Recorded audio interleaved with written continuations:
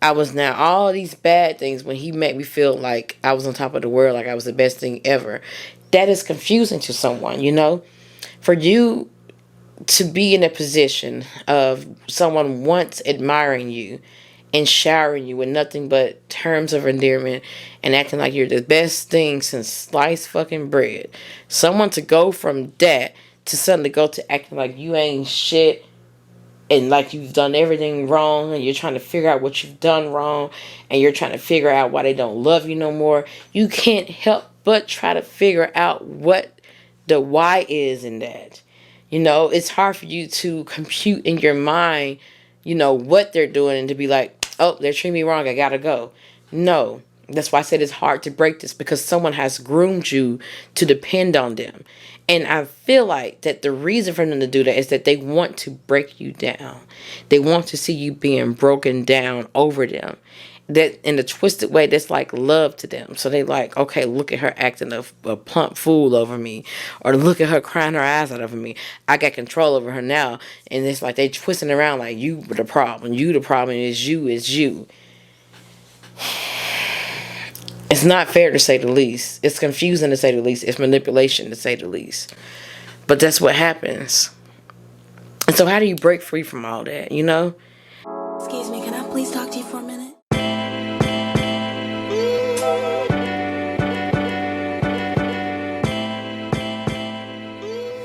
Hey girlfriends, welcome back to the Hey Girlfriend podcast.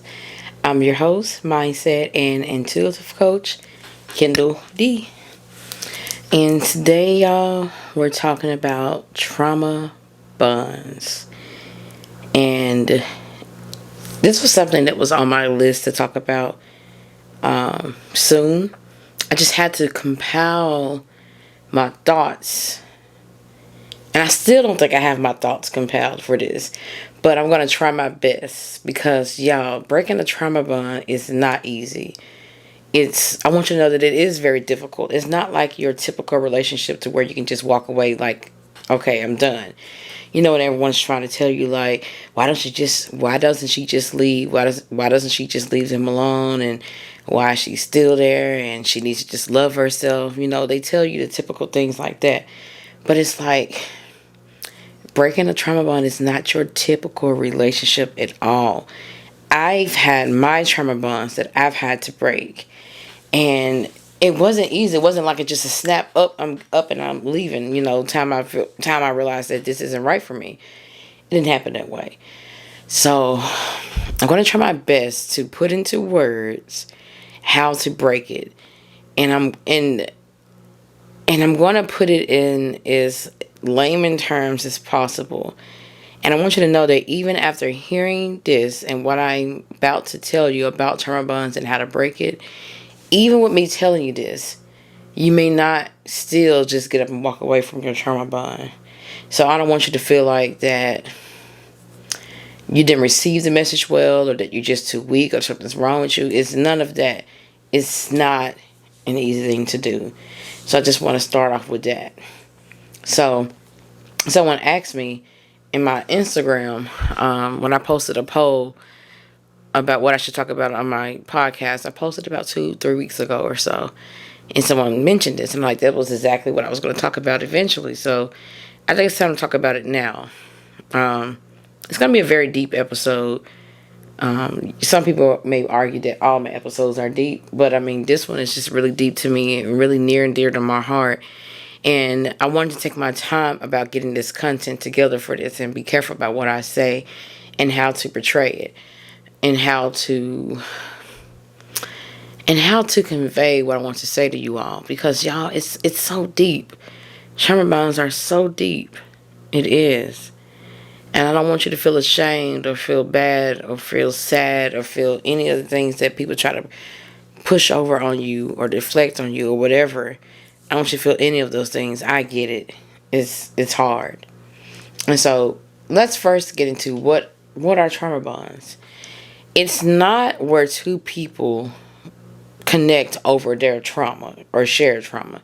That's not exactly what it is. I often hear people say it is that, like, it's a trauma bond. We connected over trauma. He had trauma, I had trauma, we connected over trauma. It's not exactly it. So let's get into the definition. And this is a definition that I like pulled from the internet. I don't remember where I got it from, so forgive me if this is someone's definition, but it's like one of those psychology pages. I don't remember what. I was just copying and pasting, getting some notes together. I've been trying to get this together for like the last 2 weeks. That's why, forgive me. I didn't have an episode last week because I'm trying to get my thoughts together for this. I wasn't just in the headspace. I didn't know what to talk about. I'm not going to get on here and do a podcast just because I'm trying to hear and get content out. If I don't have the words to say, if I don't feel the downloads, if I don't feel it, I'm not going to talk about it. So I gathered myself up today, and I feel like I'm ready to talk about it. So that's what we're going to do. So what is a trauma bond? Let's get into that first. Trauma bonding is a psychological response to abuse. It occurs when the abused person forms a connection or relationship with the person who abuses them. The person experiencing abuse may develop sympathy for the abusive person, which becomes reinforced by cycles of abuse, followed by remorse. When someone's main source of support is also their abuser, a trauma bond can develop. An abused person may turn to the abusive person for comfort when they are hurt, even if the other person was the one who caused it. Here are the signs of trauma bonding. The main sign that a person has bonded with an abuser is that they try to justify or defend the abuse. They may also agree with the abusive person's reasons for treating them badly, try to cover for the abusive person, argue with or distance themselves from people trying to help, such as friends, family members, or neighbors, become defensive or hostile if someone intervenes and attempts to stop the abuse, such as a bystander or police officer, or be reluctant or unwilling to take steps to leave the abusive situation or break the bond. That's what trauma bonding is, and those are the signs of trauma bonding. So, I don't have any more notes after that. This is all coming straight from the heart, from the dome, from the mind, from the downloads. I'm asking God to just guide my words with this because it's so hard to break a trauma bond, but it can be done. I've done it, I guess twice, because I've had 2 really bad toxic relationships back to back.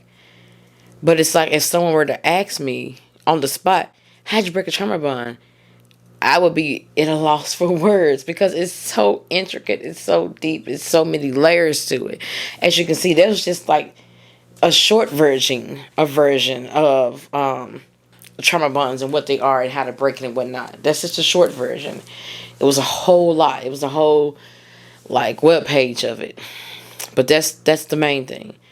So trauma bonding happens, I feel like, it depends on the beliefs you already have about yourself and the beliefs you have about love, relationships, and whatnot. Because what happens is that love bombing is one of the first steps that happens in a trauma bond. That's the first step. Love bombing can happen to anyone. You don't have to be, have had a bad upbringing. You don't have to have had anyone. Basically what I'm saying is anyone is subject to being love bombed. But we all are going to react to it differently, more than likely. So that's the first step. Like, the first step in it is when you're being love bombed and you fall for it. And when they love bomb you, it's like, it's how they basically try to get you in, the abuser. Now, you may be questioning, do they know they're doing this? Or do they understand that they are being manipulative? Are they trying to love bomb me? I don't know the answer to that. The thing is, though, that's one of the first steps that's keeping us bound to in trauma bonds is that we're too busy trying to understand the why, and we're too busy trying to understand them, and why they may be behaving how they are, why they may be treating us how they are, or why they may be inconsistent, why one minute they were love bombing us and the next minute they aren't. And we start making our own ideas in our head, like, oh, they just had a rough upbringing, or oh, they just been through a lot, oh, they got a lot on their plate, oh, they've been through a lot of trauma. We start trying to understand so much about what could be possibly be the reason why they're treating us the way they are, and why one minute they act like they really liked us and wanted to be with us or loved us or whatever, and the next minute they're not. So we're trying to think of all these ideas in our head, and we're creating our own narratives around it, and we're letting that be the story instead of it just being the what, which is, what are they doing to me? Like, how are they treating me? We're not focusing on that and realizing that how they're treating me is not okay. What they're doing to me is not okay. I don't like it. It doesn't feel good. We'll understand it doesn't feel good, and we'll understand that it's not okay, but we'll justify it in the next breath like, well, it's because of this, and it's because of that. Well, it's because they've gone through a lot. They had a bad upbringing. They have a bad childhood. And, we decide that we want to be the ones to help them with all that. That is the start of a trauma bond. That is the simplest I can put it. That is the very start, when you start to understand shit that you ain't got no business understanding. It's simple as that. And it's really no fault of ours. I think it's because we've almost been raised or groomed to have that understanding factor, Like for me, I picked up that understanding habit from trying to understand my mom's way of loving me and connecting with me. She was emotionally unavailable growing up, but as a kid, I didn't understand that that's what that was. I just know that she would be inconsistent with her love and care for me. Would be flip-flop. I never knew she was having a good day or bad day, or how she was going to treat me, what she was going to say. I never knew what she was going to flip. It was a lot of shaky ground. I didn't really always know how her temperament was going to be that day. And so I learned to walk on eggshells around her. And so it was always all about her feelings. And it was like, screw mine, basically. And this is, as a kid, I didn't understand this. This is what happened. This is what happened to a lot of the people that I talk to, a lot of women that I coach, a lot of the people in my I've been that girl community. We've all basically had similar experiences in our childhood, And so it starts there.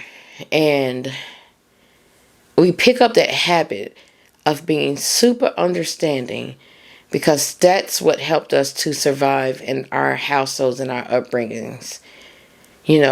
I knew I would say things to myself as I got older in my teen years, and I started to try to understand my mom's behavior towards me. I was like, well, she loves me, but she just shows me in her own way.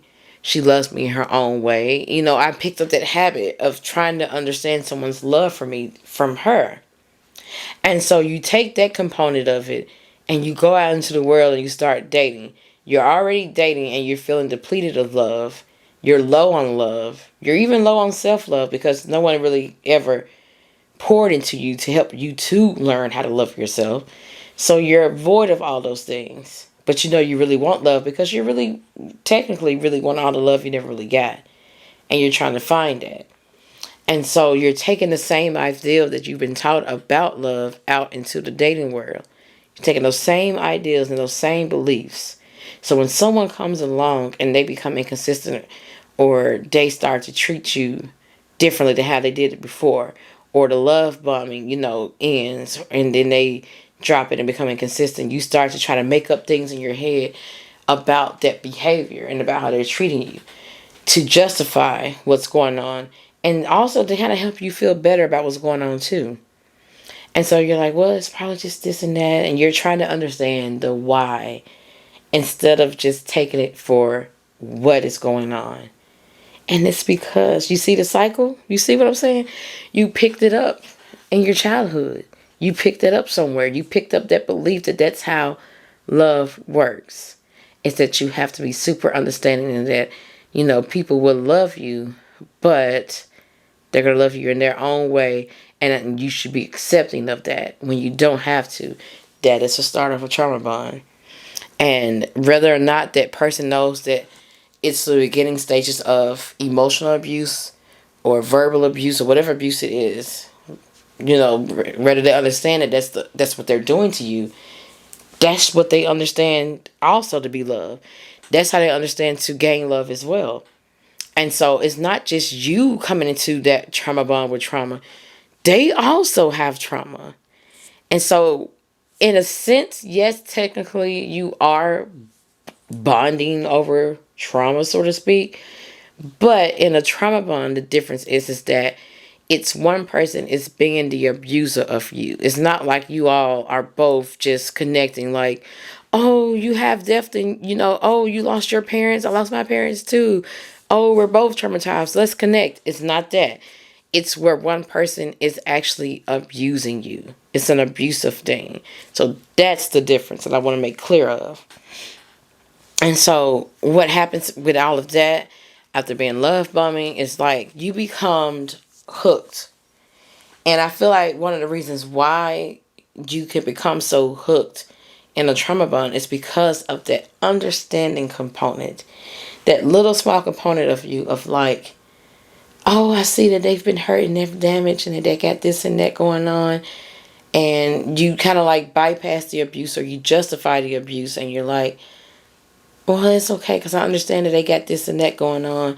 And so you feel like that's all you can get because that's all you ever seen. All I've ever seen is someone being inconsistent with their love for me. All I've ever seen is someone just being emotionally unavailable one day, maybe emotionally available the other day, just up and down, so I never really know what was going on. All I've ever seen is someone take their frustration and anger out on me. All I've ever seen, all I've ever seen is that. I've never experienced or seen someone just actually loving me in a healthy way and connecting with me in a healthy way and taking accountability for their actions, I've never seen any of that. So I'm used to feeling like I have to work hard in a relationship. I'm used to feeling like that this is normal. That even though it's bringing me discomfort, I feel like this is normal because this is what I used to. I just got to work hard to make this work. I just got to work harder to understand them. I just got to stop frustrating them so much. I just got to work with them through this and then we'll get to the good part and they'll be the perfect partner for me. I just got to help them heal their trauma. You're understanding so much shit. And that's what's keeping you bound there.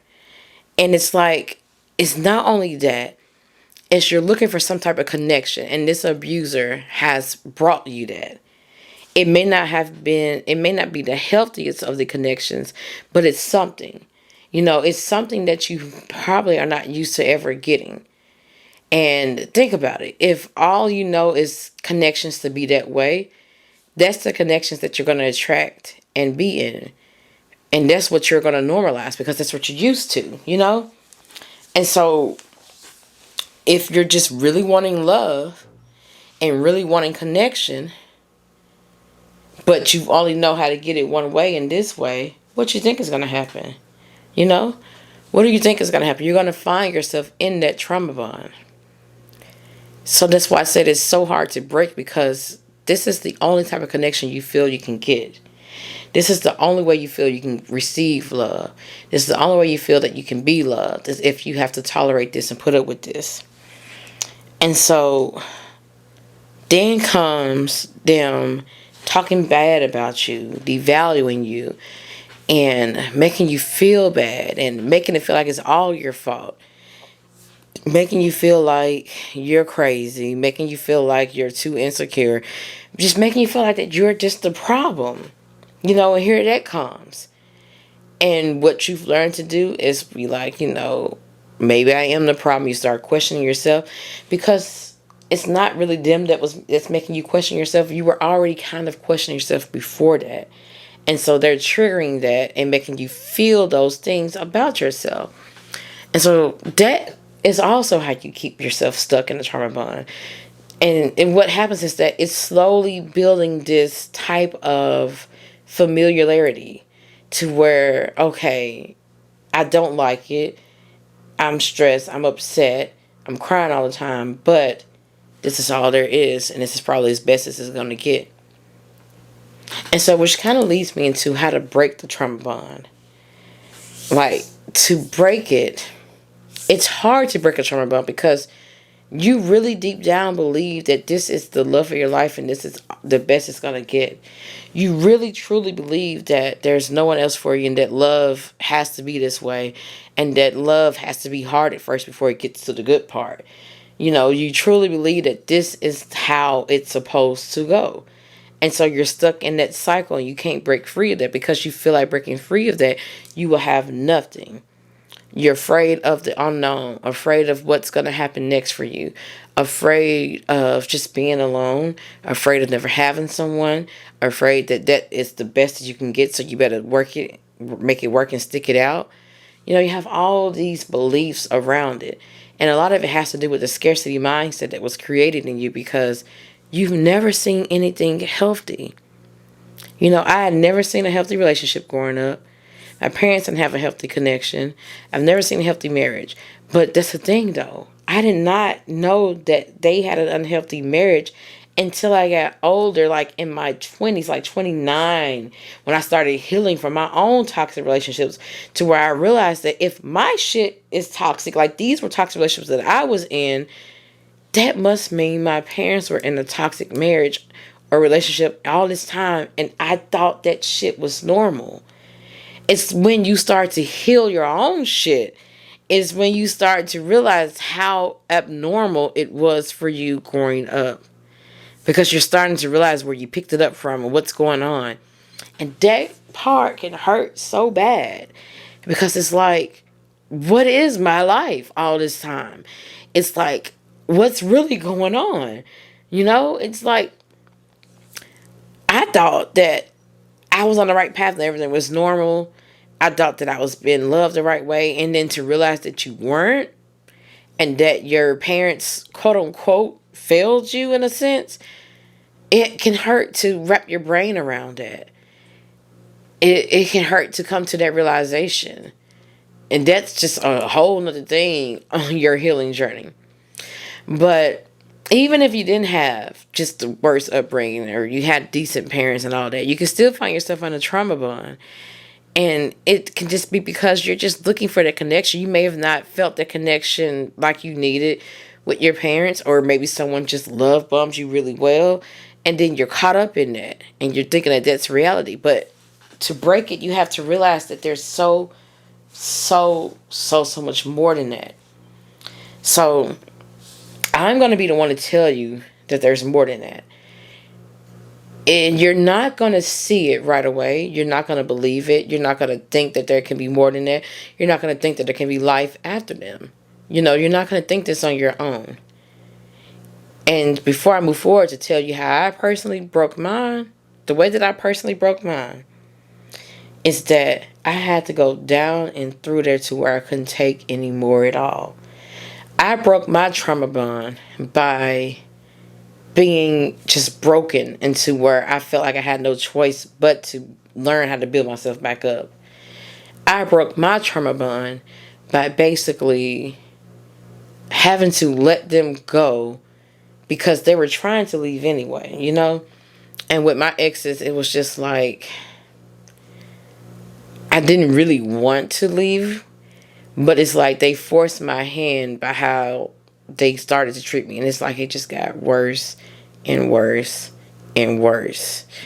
Things did not get better. It just got worse and worse and worse. And, you know, after some time, when you're just being, you know, faced with all that, you have no choice left after that but to just be done with it and just to let it release and just cry your eyes out to yourself at night until you finally get over them, you know?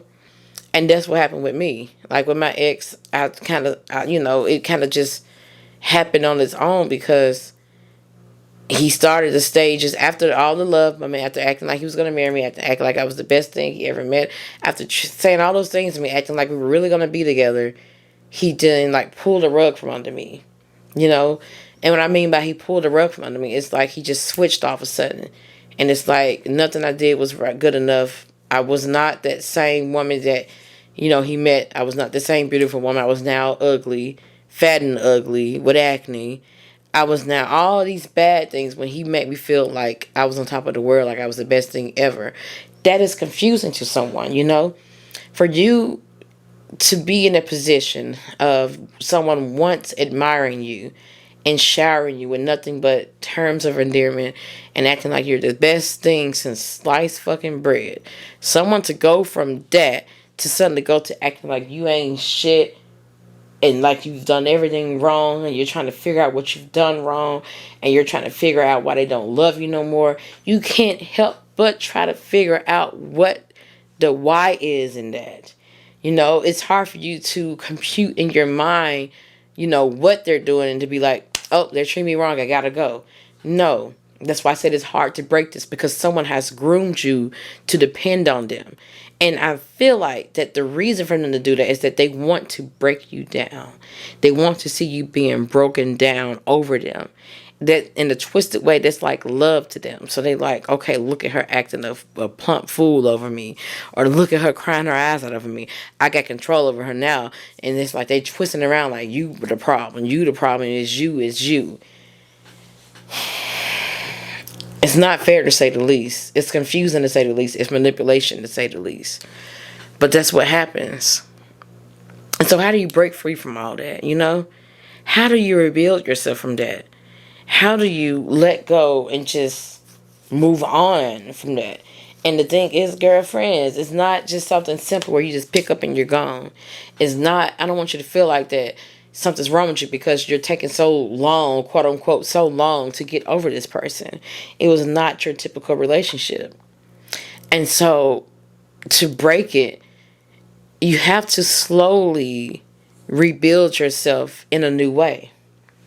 You're not rebuilding the old you, You're creating a new you almost, because the new you is going to have new thoughts and new beliefs. And for me, I had to go back and think about where all of this started from. It wasn't the relationships.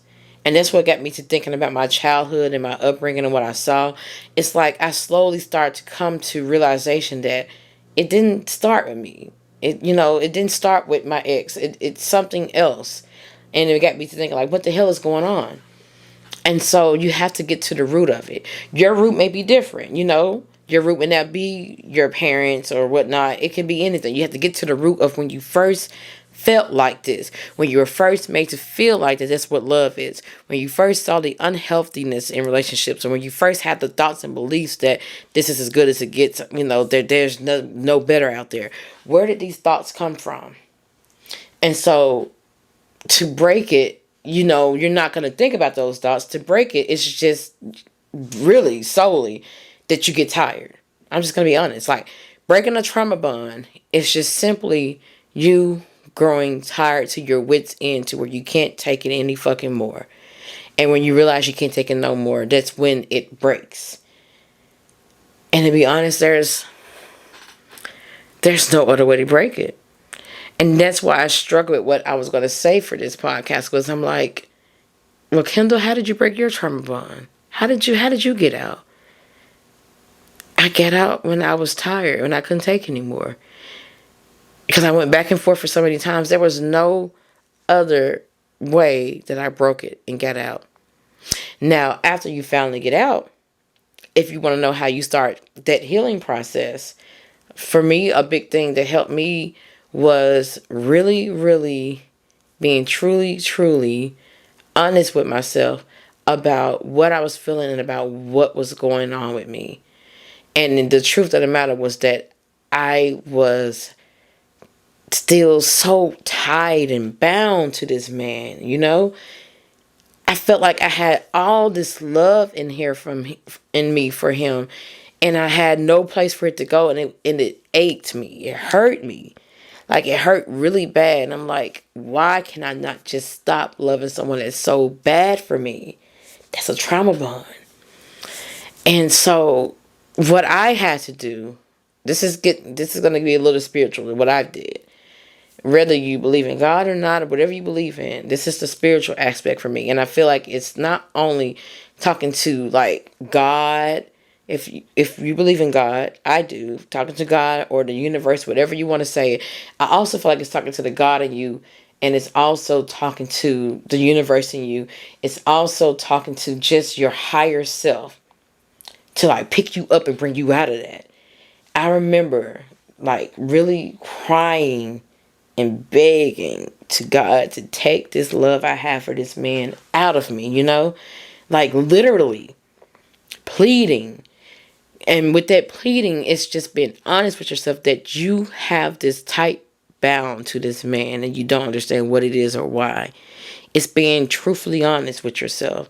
Instead of acting like you're fine and moving along like it don't hurt you. It's you realizing that it does, and that you're realizing that you're really tightly bound. And so in realizing that you are tightly bound to this man or this woman, this person, whoever you're dating, and realizing that you're tightly bound to them, it's realizing that there's something that needs to be broken, you know? It's realizing that you are too weak to do it on your own, and you need to call on someone else, a higher being, a higher you. You need to call on someone else to help bring you out of it, so to speak. And it's not only that, it's also declaring that you have a weakness for this person and that you need help with it. It's also declaring that it's something truly wrong there. You know, whether or not you want to confess it to yourself, it's you realizing that there's an issue here. And so that you can heal from it, you know? You can't, what is this? How does the saying go? I'm not sure who said this, but they say you can't heal what you don't reveal.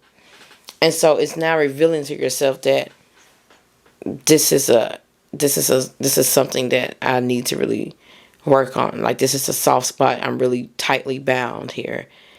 And so what I did was, like, I remember just really crying out, like, take the love I have for this man out of me. He's not good for me, and I want to move on. You can write it out, a letter out saying, I want to move on. I want you out of me. I want the love I have for you to be gone. I think sometimes what happens is that we get too caught up in it and we really don't want to truly let go because we're hoping that they can still change. We're hoping that something can happen from that. And so we're not really truly ready to let go. So that's what keeps us bound in the trauma bond. Even long after we split from the person, we're still some kind of way connected with them, because we are hoping that some kind of way that they can change and it can be all right and they can come back. You know, you're still looking for your abuser to make you feel better, you know? And so when that is happening, it's going to be hard for you to declare that it is a real problem that you want to let go. If you're not ready to let go, if you don't declare that, then you're going to be still bound to that person. It just is what it is. Like, you can't break a trauma bond if you are not ready to break free. As simple as that. And so until you are ready to actually break free from that trauma bond, you will still be bound to that person. It can be a year or two later, and you're still tightly bound to them because you're just not ready. And so once you feel like you're ready, and once you feel like you're tired, and once you feel like and once you feel like you're just ready to let it go, you have to declare it out loud, and you have to, like, cry it out that you are ready to let this go. Take the love I have for this person out of me. I want them gone. I want to be healed. And once you declare that, it's like the healing journey begins. It's like the real healing journey begins. And after that, you begin to try to focus more on the reality. Like a big, big, big thing that really helped me after doing all of that and declaring that I really want to move on, after really declaring that I want to let this go and break free from this person, I started focusing more on the reality of things. Because when you're caught up in that trauma bond, you're not really seeing clearly what reality is, you know? And so afterwards, I really had to sit and think to myself about the relationship and about that man that I felt so tightly bound to. And when I really thought of it, I'm like, he can't really meet my needs, and he can't really be the man that I really want him to be. You know, I started thinking about these type of relationship that I really want, you know, the type of man that I really want. and what I really want my love story to be, how I really want it to go. And when I thought about that reality of what I really, really wanted, I realized that he was nothing like that. He was never going to fit that reality. And once I realized that he just wasn't going to be it, and I started just really realizing that it's just not going to be him. It's just not going to be it. And I also had to get real with myself and realize that there's a whole big other world out there. He's not, my whole world. And it's hard to see that when you're so used to a certain thing, or you have this belief that men, whoever you date, are just going to be one way. You're so used to feeling like that it's going to be this way. There's no one else better. Love is hard work. And you start, you have all these limiting beliefs and thoughts about not only yourself, but about romance and love and what it's going to be. That's also a component that keeps you bound. You think, this is the best it was going to get, and now I don't have anyone or have nothing. And you feel like letting that go means you end up with nothing. But girlfriend, you end up with so much more. I want you to believe that. I want you to know that if no one else is telling you that or has ever told you that, I'm telling you that right now, that it is so much more out there than that bad relationship with someone treating you the way that they're treating you. Someone that's constantly hurting you. You don't have to constantly cry, be stressed. You don't have to constantly fight with them. You don't have to constantly feel like you're the butt of all of the problems. You don't have to constantly feel like you're being emotionally abused. You don't have to feel like that. You do not. There's a whole other world out there. And am I saying that you're going to quickly find someone else to make you just forget about your ex and show you that, oh, there are better men out there? No, that's not what I'm saying. What I'm saying is that you can develop your own life in ways that makes you feel happy with life again. You have to understand that the only connection is not just a romantic connection with a man, and that the only connection is not just you finding love and finding a husband. That is not the only way to feel fulfilled and happy in life. That's also a limiting belief that keeps you bound. And so you have to really develop yourself in ways that you may have not been developed during your childhood. You have to go back and kind of like rescue your inner child. Like imagine you grabbing your inner child up and saying, I got us now. We're going to have a better life than what we were giving. We're going to discover ourselves a lot more than what we ever discovered. We're going to learn to love ourselves a lot more. We're going to do better than what we've been given in the hand that's been dealt to us. And it's like your beliefs and thoughts are so limited because your world was so limited. And when your world was so limited, it's hard for you to see anything beyond that. And that's also what keeps you in a trauma bond, what keeps you bound. And so it's really getting out and really discovering yourself and who you are in your life and what you got going for yourself. It's really discovering all there is to life. It's not really just about a man. If you made it just about a man and being married or a partner and having someone, that's also very limiting, when there is so much more to life than that. And I had to get out and realize that. And so with me being alone, I had community. I would say that. I did have community. Community, what I mean by that is that I did have a group of girlfriends, a group of friends, a group of people to help me. I did have that. And it wasn't solely about finding a man. It was just me solely about developing myself. And so in doing that, that really fulfilled and enriched my life in ways that I never thought could happen. I remember after my trauma bond and breaking and trying to move forward from it, the way that I moved forward was I remember I traveled. That was something new for me. So it's like you're finding something new that you never thought you could do and doing it and realizing that, okay, if I can do this new thing, I can do a lot of other new things. So I've never been on a plane. I had never traveled. This was me at 29, around there. Never been out of the country. Never had a passport. Never visited a faraway place. Never been on a plane. Never been to a beach. And when my friends came to me, my coworkers at the time that I was friends with came to me and were like, we're going to go on the trip. I remember almost declining because I'm like, well, I'm thinking to myself, like, I don't want my boyfriend at the time to get mad, which was the one I was in a trauma bond with. But it was slowly, its wits end and kind of waning off. But you know how it be at the end. It's like it's kind of broken up, it's kind of not. And you're kind of hoping to work out, and they're kind of tiptoeing in and out. You're trying to let go, but not really. You're kind of there, kind of not. You know, that limbo phase you're in. I was stuck in that, not really letting go yet. And I almost didn't go, but I remember I told my friends, I'm going to go. You know? And I remember my ex at the time getting a little attitude with me.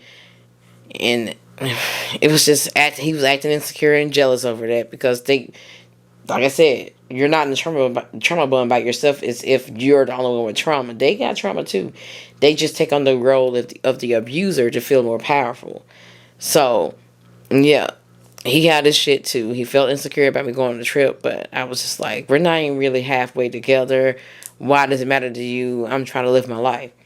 And so I went, and baby, I got my life. Like, I was like, I remember standing at that beach for the first time. And when I say this for me, standing at that beach for the first time, I want it to be, this can be for you, your first time doing anything. It doesn't have to be the trip or whatever. Whatever you felt like you felt compelled to do with your life, or whatever you've always wondered about, something new that you want to discover. It can be as small as just you taking up a new class for like painting, and you've always wanted to learn how to paint, like for real, or play the piano, or play an instrument, or learn how to model, whatever it is that you felt like you've always wanted to do, but you felt like was kind of out of your reach because of whatever limited beliefs you had about that as well. Do it. Like, just do it. And that's what I did. And it was for me traveling and getting on the plane for the first time and seeing the beach for the first time. And that really woke me up to like what life could be. I'm like, there's so much to discover. And I remember after that, I'm like, I want to discover traveling more. I want to do me more. It compelled me to want to do that. So if you want to know how you break a trauma bond, baby, you got to discover yourself and discover life for real. Not just the life that you've been handed. Not just the life that you believe that you can get. Not just the life that you believe there's out there. That's not all that's out there, is all I'm saying. And once you discover that, you'll start really trying to discover more. And it becomes a practice. And it becomes a confidence boost. And it becomes a self-esteem boost. Because the more that you practice at something, the better you feel about it. It can be you starting your own business you always wanted to start. Maybe you felt like you had limited beliefs about that. It's really just getting to you and rediscovering you. And maybe discovering you. I would say rediscovering, but maybe it's actually discovering you. Because, like, when traveling for me and getting on a plane and going places and stuff, that was so foreign to me because my mom was always afraid of planes. She was always afraid to fly. She was always afraid to travel. She was always afraid of the ocean. She was always afraid of all those big things in the world. And she helped me to have those limiting beliefs about everything. And so it's like you're almost like you're in a loop, in a circle, and you're just having the same limiting thoughts, the same limiting beliefs. And then it's like you all of a sudden like, you know what? You stop in that cycle and like, you know what? Even with scared, shaky Bambi legs, I'm going to shoot out this cycle and try something new. You know, imagine that. Imagine you're going in the loop. Same limiting beliefs, same limiting thoughts. And you decide to suddenly like, you know what? I'm going to try something different. And you try it even scared. And then that builds your confidence slowly. Your self-esteem slowly. It builds you up slowly when you start realizing that there's so much more than that same loop, that same cycle. You realize there's so much more. And that's when you start to realize that there are a lot of different people out there. There are a lot of different men out there. And that's what helped me to break the trauma bond ultimately. To like really free myself from it. I had to free my mind from the same thoughts that I had. And so it's like you're getting your life. You're discovering yourself outside of all the thoughts that someone told you. And you're reinventing yourself. That's what helped me break the trauma bond. Like ultimately. Those things like moving forward and building myself up in ways that I never thought I could. So I want you to know that there's so much more to life. Please believe me, there's so much more to life and there's so much to discover. And on your path to that, there's so many people that you're going to come across, so many people that you're going to meet that are going to accept you and love you in ways that your own parents probably couldn't have or weren't able to. Believe that and know that. But that's all I got for this podcast episode. Like I said, this was the best that I could do. I looked up stuff about trauma bonds online. It was so cookie cutter. It just didn't really. I don't feel like it really got to it. It says seek a therapist and seek help. We know that. I do one-on-one coaching. You can always reach out to me, and along with your therapist. So that can also help. But the main thing, I want to do something that actually told you like an action of what you can do. So I hope that helps. But check me out on my Patreon, bonus episodes. I have a lot of other bonus podcasts on there. I do one-on-one mindset and tips for coaching to help you break out of your trauma bond. Reach out to me. I've been that girl.net. That's where you find out my coaching. But that's all I got for this podcast episode, girlfriends. I hope it helped you. Until the next podcast episode, girlfriends. Peace out.